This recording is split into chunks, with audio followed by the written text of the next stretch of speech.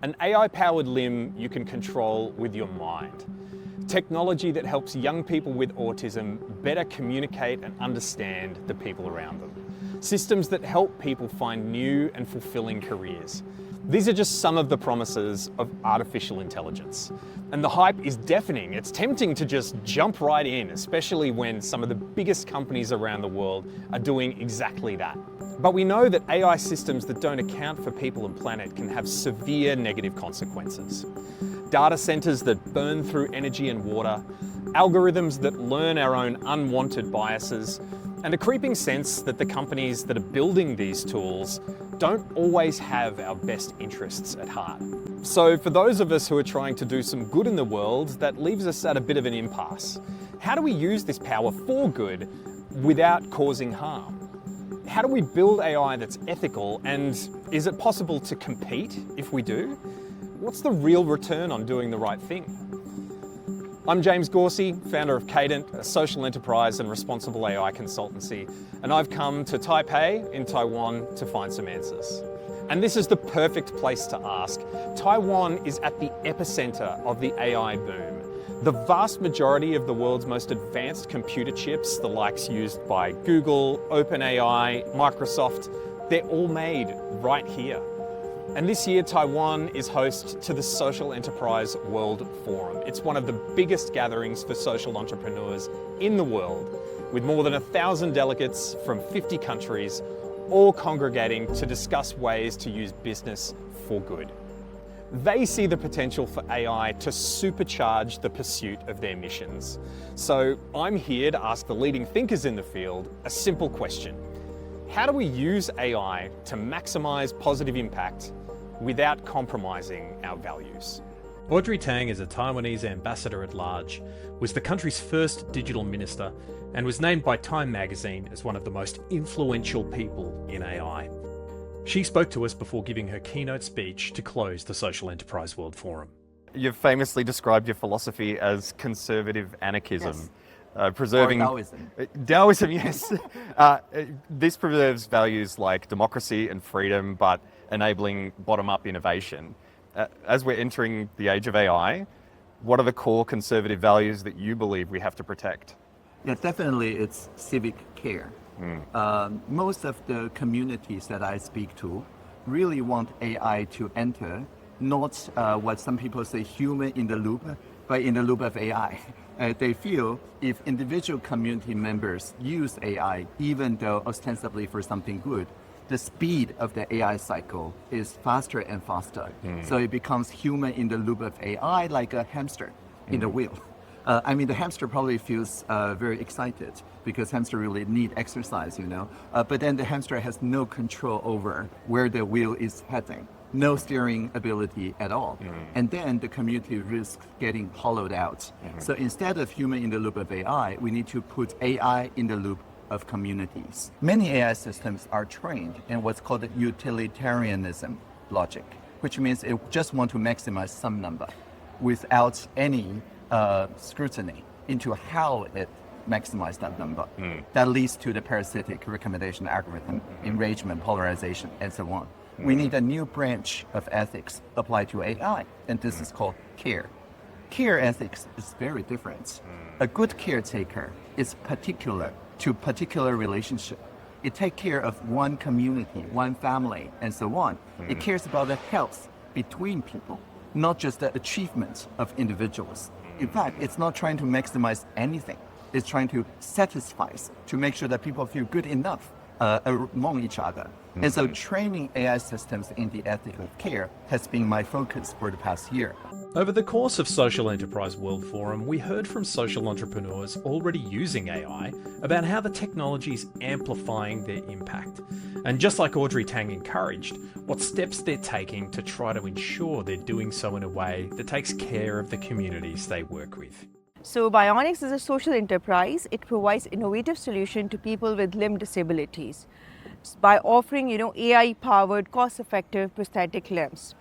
So it is estimated that globally 100 million people are living with limb disabilities, and 80% of these people do not have access to advanced prosthetic limbs due to lack of awareness and lack of affordability and accessibility. So we are using AI and digital technology to make these advanced prosthetic limbs accessible to all, to create a more equitable and empowered world. Recently, we have introduced, this 3D scanner into a mobile application.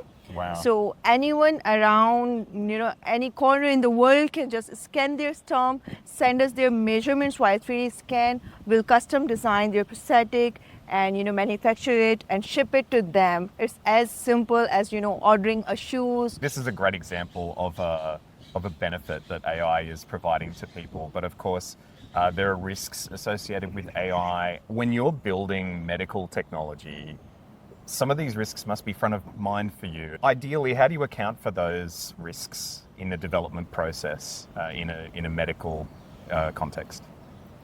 Yes, you're right, James. And technology has huge potential of changing lives, but it comes with its own risk. Like it can reinforce human inequality, and it can harm the dignity. So we have these data policies and AI ethical policies to make sure that AI does not reach the personal biometric data of our beneficiaries, and it has some restrictions. Mereka is a talent development ecosystem that is based in Malaysia, Kuala Lumpur.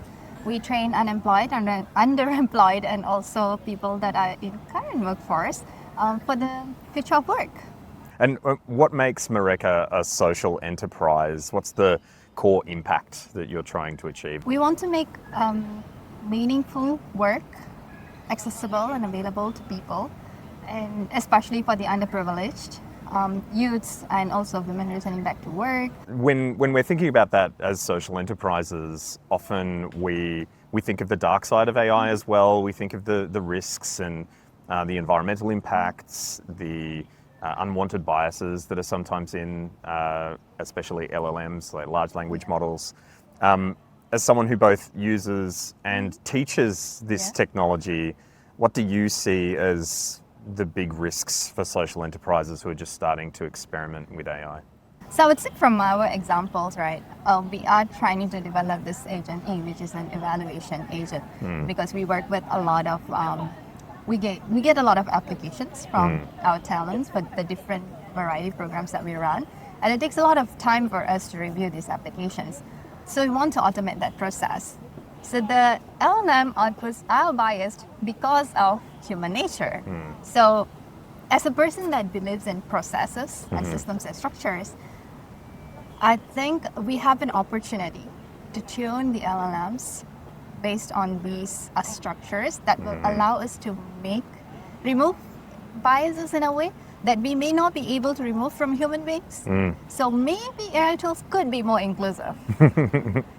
I don't know. Yeah. But I am optimistic. It sounds like what you're advocating for is putting guardrails on the systems that you use and ensuring that you have quality of process so that you get a predictable output and you know it's going to behave in certain ways and you can mitigate for that risk, right? And having humans in the loop, right? So it's not like 100% depending on AI, but like where would AI come in, and then where would be the process that humans come in, and how do we even evaluate the responses or the decisions that AI give us. It is not easy, but I believe there is a structural way that we can handle this.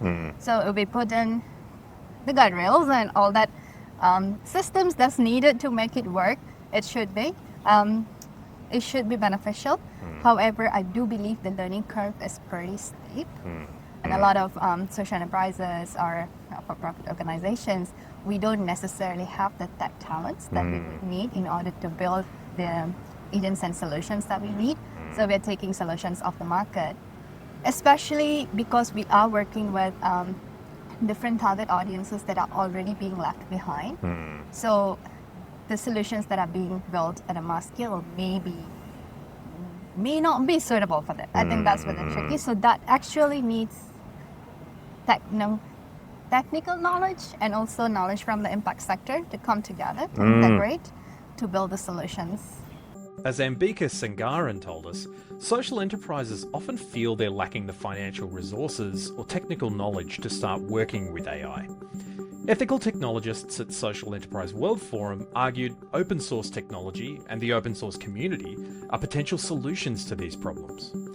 The open source tech community is a collaborative network of developers, users, and organizations who freely share, modify, and improve software by making its source code public.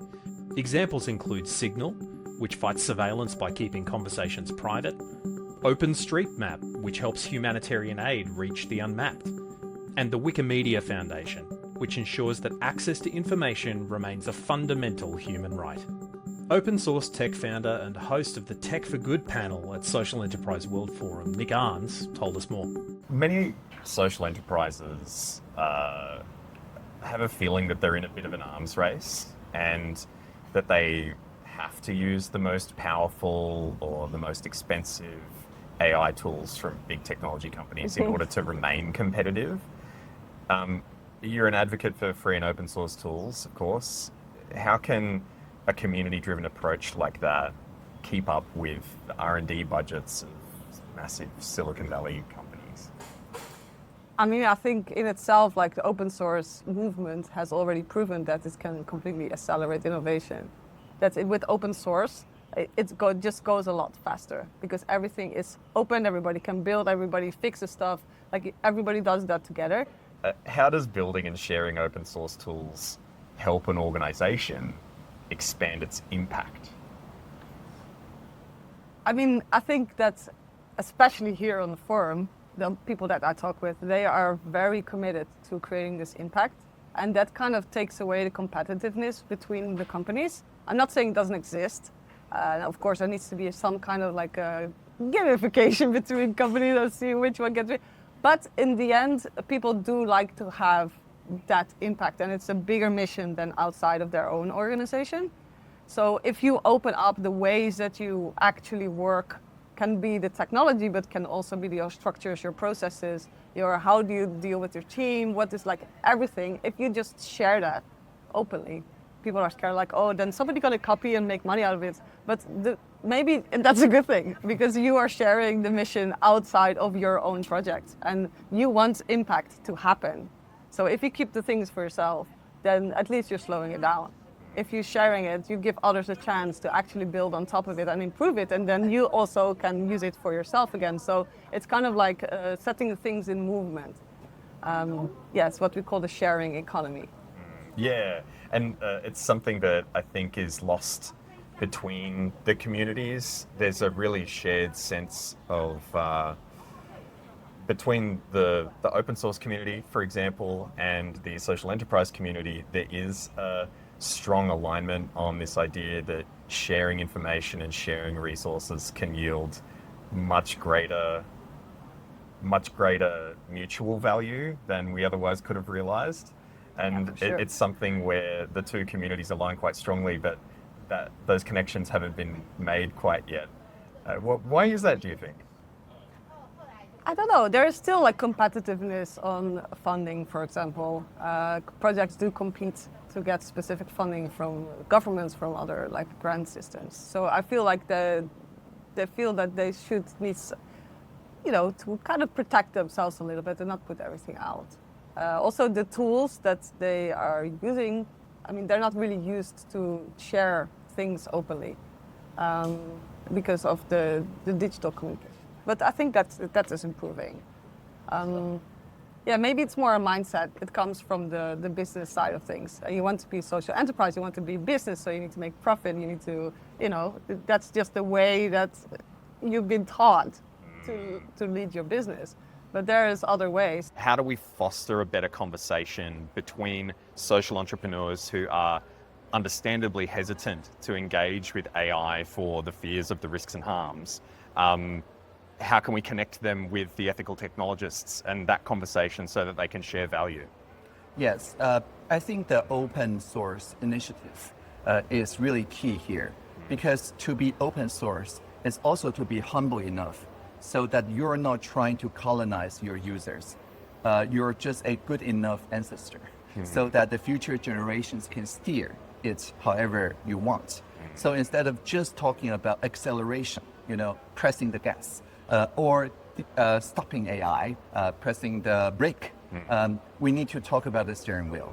The steering wheel is how well can a community have meaningful say of control. if it requires them to curate tens of thousands of machine training material, not many community can do it. If it requires millions of dollars in a training run, not many people can do it.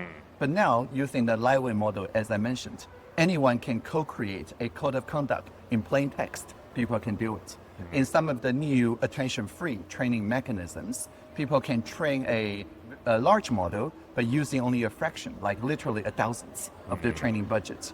And so even for like indigenous nations, they are now finally being able to own the entire infrastructure, including the hardware, the solar panels, and so on, to do their what I call ancestral intelligence, AI models that works with them, not just for them.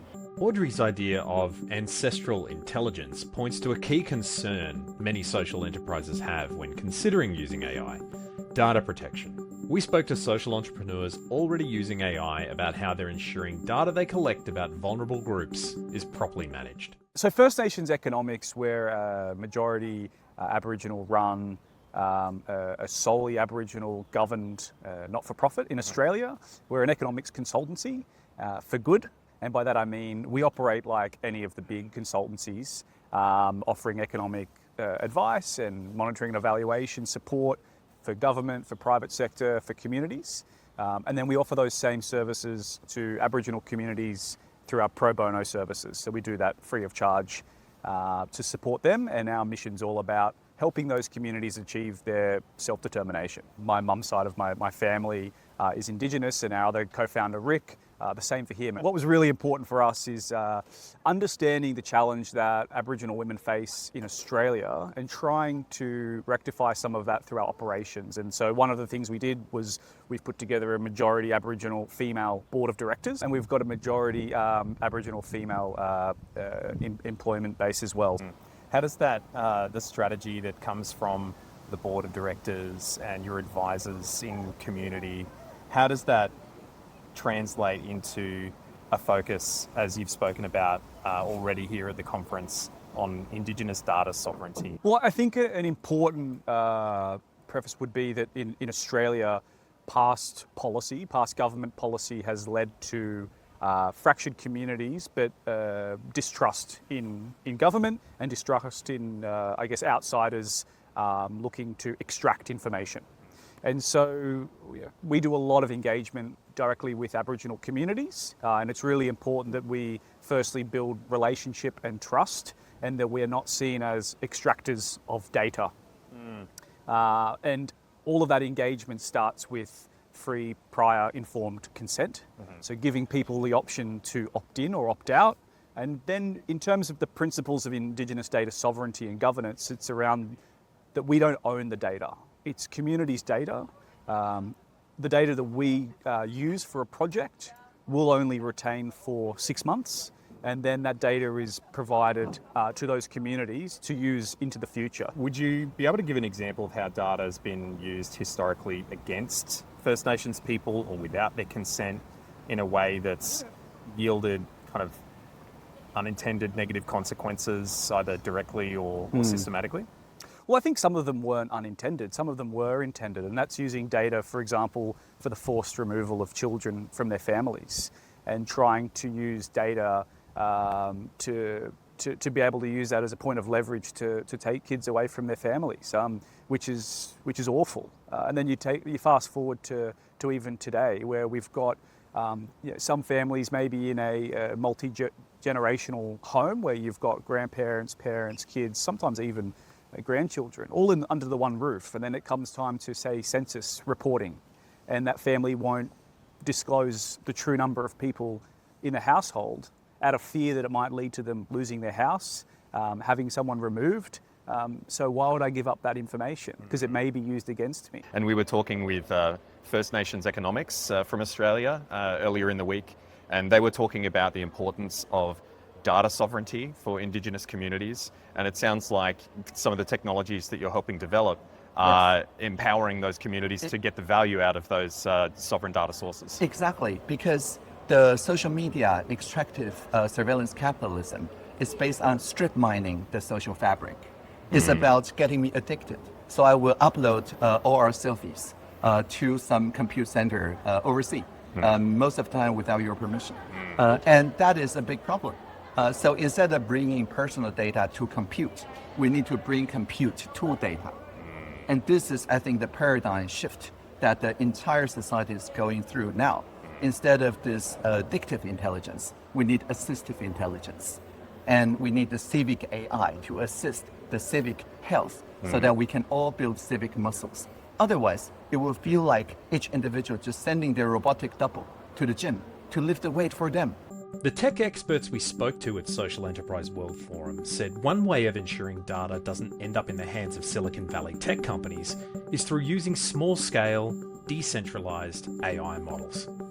These are compact AI systems designed to perform specific tasks, rather than all-powerful LLMs designed to do as much as possible.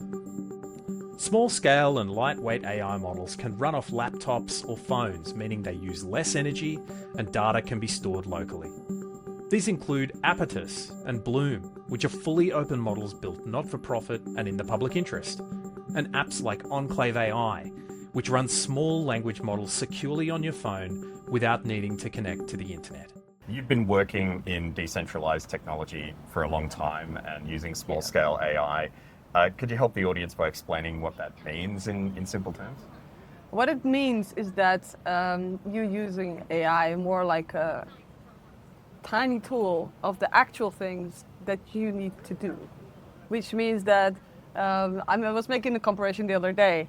Like if you have this whole huge hotel and you just want a cup of coffee, you don't need to use the whole hotel and tell everybody in the rooms what you're doing, why you need the coffee, why you went out last night and you are actually hangover and you need that coffee like right now. Nobody needs to know about this. You just need to get your coffee. So with AI, I feel it's the same. Like you are using this like huge models with huge data centers with really big absorption of data that you don't know what is going to happen to it for just doing one simple task. If you are conscious, already building your business in a conscious way, you should look at the technology also in the same conscious way. Like what tools are we using and for what purpose? And also trying to understand the technology. Like I feel like there is like a big gap of understanding and people they know that AI is a solution, but they have no idea how it works. Who is the company behind what you're using it for? And so if you are more conscious and critical and investigate like in what tools you're using and also who are the people behind it, right? We have more than 1,000 social innovators here, all trying to solve the world's toughest problems. Why are they so critical in this conversation and what unique advantage or perspective do they bring that big tech and government might lack? Big tech and government by default operates on aggregating quantitative data from individuals. But social entrepreneurs understand that is the wrong unit of analysis. You need to understand that communities, not individuals, form the society backbone. That the relationship between community and the relational health is the indicator of civic care. So social entrepreneurs have understood long before the industry have been rediscovering these things, that there's no individual health without relational health. So the social entrepreneurship movement can help in helping everyone realize we, the people, are already the super intelligence we're looking for. All we need is to unlock the coordination between us. We do not need to build this machine false idol that sees everything, does everything, solves everything. That is a false idol. And the social entrepreneurship movement has been spending many decades now fighting this idea that efficiency by companies buying into one another and building monopolies are somehow more efficient. No, it is not more efficient. It is just addictive intelligence. I think this is what the entrepreneurships in the social enterprise movement can really help to lead the scene and also to shape the norm for tomorrow. A lot of the social entrepreneurs we've spoken to this week seem to feel paralyzed. They see how AI can maximize their impact, but they're worried that the harms might outweigh the benefits. On the other hand, there are many who use and develop AI tools, but feel compromised that they just don't have the agency or the bandwidth to take on the ethical challenges. So they push on in spite of that ethical dilemma. But what's become clear from our conversations this week is that these aren't our only two options. We saw a strong emerging focus on ideas like smaller scale AI, data sovereignty, open source software, and using specific tools for specific jobs. That's not to say that these approaches are a silver bullet, but they are ways that can avoid many of the associated environmental and social costs of AI. And another thing has become clear as well, which is the need for collaboration. We have two communities, social entrepreneurs and ethical technologists, and they're working in parallel and often with the same priorities, but they're not yet fully connected.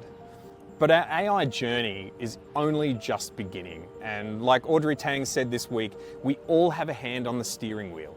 If we work together to turn it in the right direction, we've got a better chance of building AI that benefits us far more than it puts us at risk. Many are fearful of the future that AI might bring, but it's people that are making the decisions now that will guide the development of this new technology into the future. And those who act now with bravery to learn, to collaborate across disciplines, and to start building, they're the ones that'll design and develop the AI systems that deliver true value for society and for the environment. This film is part of Pioneers Post's Good Experts series. It was produced in partnership with Cadent. That's www.cadent.au, with support from Social Enterprise World Forum.